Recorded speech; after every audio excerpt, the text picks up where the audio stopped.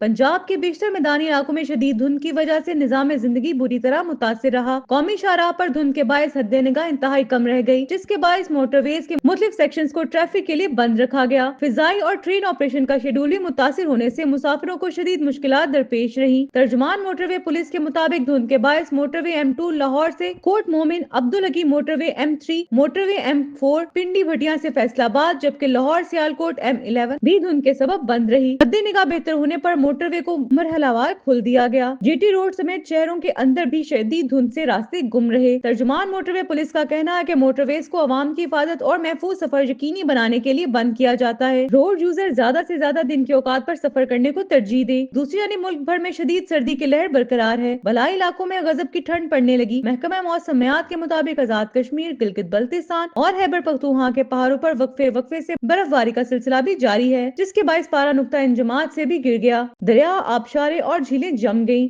शदीद सर्दी और बर्फबारी के बायस शहरी घरों में महसूर होकर रह गए। खुराक और अद्वियात की किल्लत पैदा हो गई। वादी नीलम में शदीद बारिश और बर्फबारी से निजाम जिंदगी मुतासिर हो गया। कल्लात में दर्जा हरारत -10, ज़ियारत में -9, घूप्स और कोयटा में पारा -7 को छू गया, जबकि लेह -5 और अस्तूर में दर्जा हरारत -4 सेंटीग्रेड रिकॉर्ड किया गया है। हालिया बर्फबारी के बाद बिलाई इलाकों की शाहराह पर फिसलन होने लगी। मकामी इंतजामिया ने ट्रांसपोर्टर्स को गैर जरूरी सफर से इज्तनाब बरतने की हदायत दी।